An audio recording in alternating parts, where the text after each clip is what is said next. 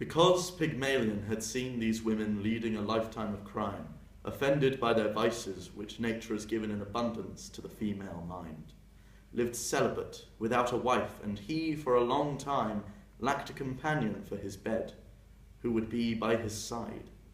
Meanwhile, with fertile fortune and miraculous art, and gave it such beauty as which with no woman can be born, and conceived for his creation a love deep in his heart. It has the face of a true virgin.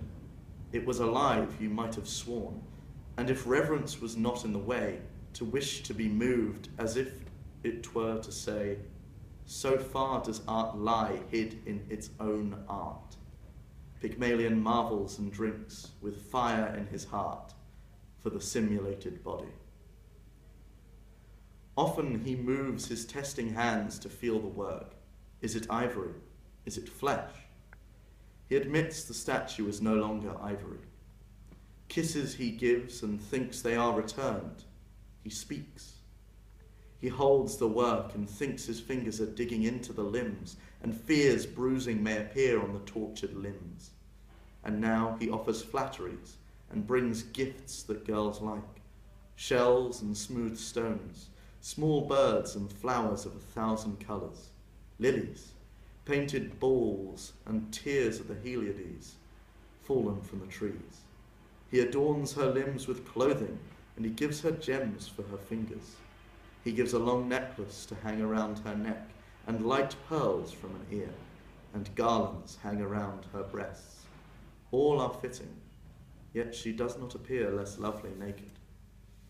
He arranges this one on a bedcloth dyed with Sidonian conch, and calls her the companion of his bed. He lays her neck back on soft feathers, as if it had feeling. The festive day of Venus, most celebrated in all Cyprus, had arrived, and heifers covered in respect to gold, bending their horns, had fallen, struck on their snowy necks. And incenses were fuming. After performing his offerings, he stood timidly at the altars and said, God, if you can do anything, let my wife be similar to the ivory. He didn't dare say ivory maiden. One like my maiden of ivory. Golden Venus, who was present at the festival, had sensed what these prayers meant. And as a sign of the divinity's friendship, a flame rose up 3 times and traced its tip through the air. When he returns, he seeks out again the image of his girl. Leaning over the bed, he gives it kisses. She seems to him to be so warm.